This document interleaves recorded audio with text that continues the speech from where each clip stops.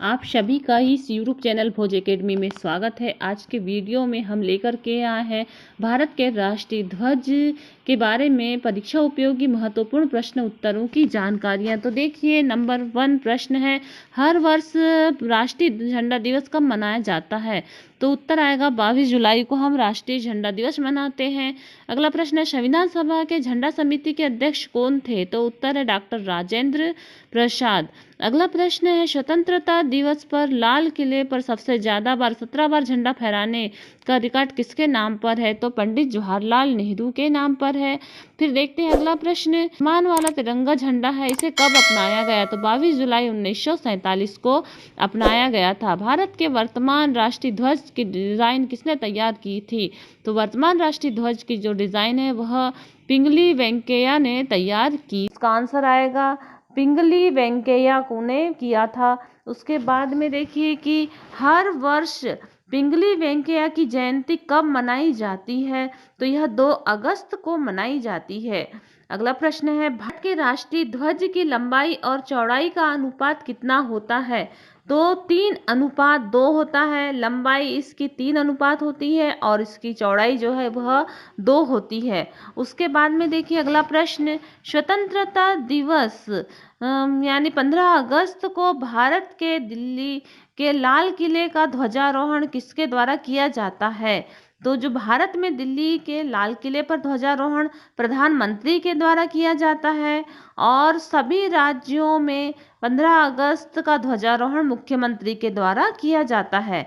उसके बाद देखते हैं कि 26 जनवरी जो कि गणतंत्र दिवस के रूप में हम मनाते हैं, यह हमारा एक राष्ट्रीय पर्व यह भी है। तो गणतंत्र दिवस के दिन देश का ध्वजारोहण किसके द्वारा किया जाता है? तो यह राष्ट्रपति के द्वारा किया जाता है, जो कि राजपथ में होता है यह ध्वजारोहण, और राज्यों में यह ध्वजारोहण राज्यपाल के द्वारा किया जाता है। अगला प्रश्न है, भारत के राष्ट्रीय ध्वज के मध्य में बने धर्म चक्र का रंग क्या होता है? यह किस कलर का है? तो यह गहरा नीले कलर का, धर्म चक्र का जो रंग है वह गहरे नीले कलर का है। फिर अगला प्रश्न है, भारत के राष्ट्रीय ध्वज के में बने अशोक चक्र में तीलियों की संख्या कितनी है? तो इसका आंसर आएगा 24 तीलियां हैं। राष्ट्रगान पहली बार कहाँ गाया गया था? तो राष्ट्रगान पहली बार 1911 में कलकत्ता के अधिवेशन में गाया गया था। जो कांग्रेस के अधिवेशन होते थे उसमें यह प्रथम बार गाया गया था। भारत के तिरंगे झंडे में चरखे की जगह चक्र कब अस्तित्व में आया? तो चरखे की जगह जो चक्र है यह 22 जुलाई 1947 को अस्तित्व में आया। और उसी दिन भारत का जो यह तिरंगा झंडा है यह संविधान के द्वारा इसे मान्यता दी गई। फिर देखिए, राष्ट्रीय गान जन गण मन के रचयिता कौन है? तो राष्ट्रीय गान जन गण मन के रचयिता रविंद्रनाथ टैगोर हैं। और जो जनगण मन का है अंग्रेजी में अनुवाद भी रविंद्रनाथ टैगोर के द्वारा ही किया गया था, जिसे मॉर्निंग सॉन्ग ऑफ इंडिया कहा जाता था। उसके बाद देखिए, संविधान सभा ने 24 जनवरी 1950 को इसे राष्ट्रगान के रूप में अपनाया भी था। तो जो राष्ट्रगान के रूप में इसे कब अपनाया गया? तो यह 24 जनवरी 1950 को जो हमारे देश का राष्ट्रगान है इसे अपनाया गया है। इस राष्ट्रगान को गाने में कितना समय लगता है? तो इसको यदि हम विस्तृत रूप से संपूर्ण रूप से गाते हैं तो 52 सेकंड का समय लगता है, और यदि हम राष्ट्रगान को संक्षिप्त रूप में गाएंगे तो 20 सेकंड का समय लगता है। इसके बाद अगला प्रश्न है, यह कथन किसका है कि एक ध्वज न सिर्फ हमारी स्वतंत्रता बल्कि सभी लोगों की स्वतंत्रता का प्रतीक है? यह कथन किसके द्वारा कहा गया है? तो यह कथन पंडित जवाहरलाल नेहरू के द्वारा कहा गया था।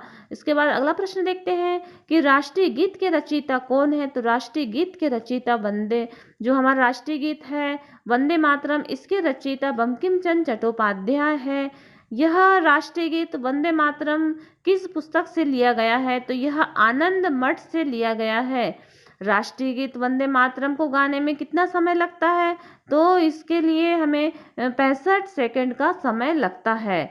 उसके बाद राष्ट्रीय गीत वंदे मातरम को प्रथम बार कब गाया गया था? तो यह प्रथम बार 1896 में कलकत्ता के कांग्रेस के 12वें अधिवेशन में गाया गया था। और अगला प्रश्न है, सुप्रीम कोर्ट ने किस अनुच्छेद के तहत ध्वज फहराने के अधिकार के मौलिक अधिकार के रूप में घोषित किया है? तो अनुच्छेद 19A के तहत ध्वज को फहराया जाता है।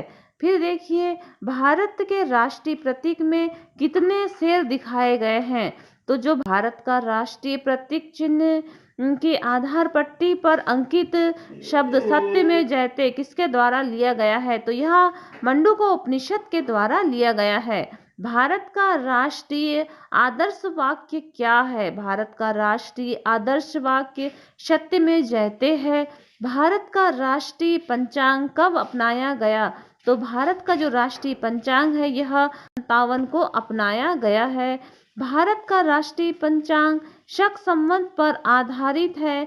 तो जो यह राष्ट्रीय पंचांग है किस पर आधारित है? तो यह शक संवत पर आधारित है और यह 22 मार्च 1857 को शक संवत का ग्रीगोरियन कैलेंडर के आधार पर राष्ट्रीय पंचांग के रूप में से अपनाया गया। राष्ट्रीय झंडा फहराते समय सबसे ऊपर कौन सा रंग रहता है? तो जब हम झंडा फहराते हैं तो सबसे ऊपर केसरिया रंग रहता है। राष्ट्रीय झंडे में 3 रंग होते हैं, सबसे ऊपर वाला केसरिया रंग होता है, बीच वाला सफेद होता है और नीचे वाला हरा रंग होता है, जो कि अपना धरती माता या हरियाली का प्रतीक है। सफेद रंग जो है यह शांति का प्रतीक है। उसी प्रकार से देखिए, देश में किस कानून के तहत तिरंगे को फहराने के नियम निर्धारित किए गए हैं? तो यह भारतीय ध्वज संहिता के आधार पर हम तिरंगे को फहरा सकते हैं, जिसे कहा गया है फ्लैग कोड ऑफ इंडिया। उसके बाद अगला प्रश्न है, भारत का राष्ट्रीय चिन्ह क्या है? भारत का राष्ट्रीय चिन्ह अशोक स्तंभ है। उसके बाद भारत का राष्ट्रीय ध्वज का गीत कौन सा है? तो भारत के राष्ट्रीय ध्वज का जो गीत है वह है हिंद देश का प्यारा तिरंगा। यह हमारा राष्ट्रीय ध्वज का गीत है। उसके बाद में हम देखते हैं भारत का राष्ट्रीय वाक्य क्या है? तो भारत का राष्ट्रीय वाक्य सत्य में जयते है। तो इस प्रकार से हमने यह जानकारी प्राप्त की और हमने यह भी जानकारी प्राप्त की कि 26 जनवरी के दिन हमारे जो दिल्ली में जो झंडा फहराया जाता है वह राष्ट्रपति के द्वारा फहराया जाता है और 15 अगस्त को लाल किले में ध्वजारोहण जो होता है वह हमारे प्रधानमंत्री के आधार पर या प्रधानमंत्री के द्वारा होता है। तो इस प्रकार से यह झंडे की या हमारे राष्ट्रीय ध्वज या तिरंगे झंडे की महत्वपूर्ण जानकारी हुई, जो कि परीक्षा उपयोगी प्रश्न उत्तर भी हैं।